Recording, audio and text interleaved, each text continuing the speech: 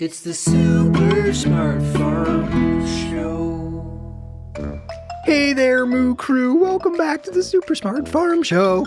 Elmer here, and I've got a question that's really melting my brain lately. You see, I was making lunch just yesterday, and I decided to whip up a grilled cheese sandwich. Who can resist all that gooey, cheesy goodness all stuffed inside some delicious buttery bread? Anyway, it got me thinking. Cheese comes from milk, right? But who was the first person to look at a big bucket of milk and say, you know what would make this better? If it all got chunky and stretchy. That's kind of crazy to think about. So, Moo Crew, do you know how milk becomes cheese? Is it A, it has to curdle, B, if you leave it long enough, milk will naturally become cheese, or C, cows stomp on it?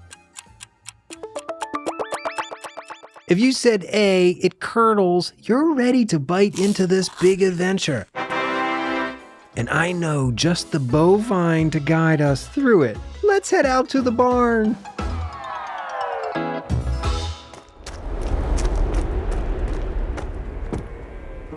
Hey, Bessie. It's good to see you again, my friend. Well, hello, Elmer. What brings you and your friends to the barn today? Cheese! I've been wondering about who first invented it. Oh, Elmer, you humans are a funny bunch, always taking perfectly good milk and doing interesting things to it. Yeah, well, it does make me wonder. Did someone invent cheese on purpose, or was it an accident? You're in for a tasty tale, my friend. Let's chew the cud on this one together. Okay. Hey, Moo Crew, time for a quick quiz. Who do you think invented cheese? A fancy French chef, B, a hungry caveman, or C, a traveler in the desert? If you guessed C, you're one smart cookie, or should I say cracker, because crackers go so great with cheese. Well, no one's completely sure who invented cheese, but some of the oldest clues we have say cheese was probably discovered about 7,000 years ago when folks used to carry milk in bags made from animal stomachs. Sounds weird, but stay with me. That's kind of gross, Bessie. Maybe, but those stomach bags had something special inside, an enzyme called renin. When the milk got warm from the sun, the renin made it curdle, separating into curds and whey. Whoa, so they opened up the bag and boom, surprise cheese. Exactly. It wasn't fancy cheddar or mozzarella yet, but it was edible, tasty, and lasted longer than fresh milk. That is so cool. An accident that turned into a snack. And once people realized milk could turn into something delicious that didn't spoil as fast, cheese making spread all over the world. So, Bessie, what kind of cheese did people make back then? Was it melty and gooey, like a lot of the cheese we eat today? Not exactly. Early cheeses were probably crumbly and salty, kind of like feta. In ancient Egypt, they even buried cheese with mummies. Hold on. Mummies had cheese? I don't remember seeing that in the movies. And the Romans took cheese making to the next level. They learned how to age cheese in caves to make it harder and stronger in flavor. So every time I'm eating pizza, I'm kind of eating a piece of ancient history? Exactly. From ancient travelers to Roman chefs, everyone added their own twist until cheese became one of the world's favorite foods. Hey, Moo Crew, time for another quick quiz. Which country makes the most cheese in the world? Is it A, Switzerland, B, Italy, or C, the good old US of A?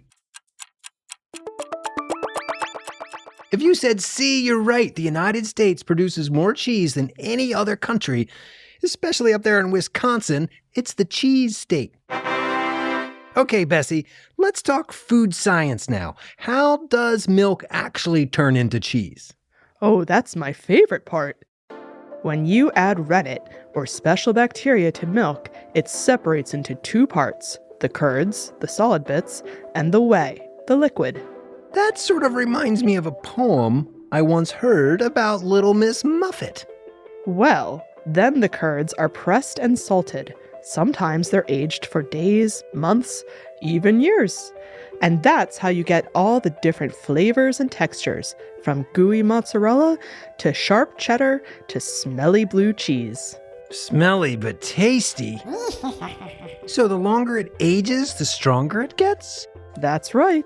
Wow, from a bucket of milk to a block of cheese, dairy is such an amazing thing. It sure is. All right, Moo Crew, let's see how much knowledge you've churned up today. Question 1. What two things does milk need to separate into in order for it to become cheese? A. White and blue. B. Bubbles and froth. Or C. Curds and whey. The answer is C. It separates into curds and whey. And the curd goes on to become cheese. Question 2. What separates milk into curds and whey? A. A hairdryer. B. Bacteria or enzymes. Or C. A very magic spell. The answer is B. Enzymes like rennet help milk turn into cheese. All right, one more cheesy question coming at you. Question 3. Which U.S. state is famous for cheese? A. Hawaii. B. Wisconsin. Or C. Florida. Did you say B? That's right, Wisconsin. It's the cheese state. Well, Bessie, I'd say we've learned a great deal about cheese today. We sure did. From ancient accidental cheesemakers to modern cheese lovers, it's amazing how a little curiosity and a lot of milk can change history. And with that, I think I'm going to go raid the fridge for a snack. Who's up for some string cheese? Thank you, Bessie. It's great to see you again. Thanks for stopping by, Elmer. And thanks for joining us, Moo Crew. And remember, stay curious, stay kind, and stay super smart. This episode features the voices of Eric Herlock and Candace Wierzbowski. It was written by Candace Wierzbowski. It was produced by the Lancaster Farming digital team. Sound design and mixing by Justin Berger. The theme music is by Eric Herlock, with additional music from Epidemic Sound. This episode of the Super Smart Farm Show is copyright 2025 by Lancaster Farming Newspaper, part of the Steinman Communications family. Do you have a farming question you'd like to hear answered on the Super Smart Farm Show? Email us at supersmart@lancasterfarming.com. We'd love to hear from you.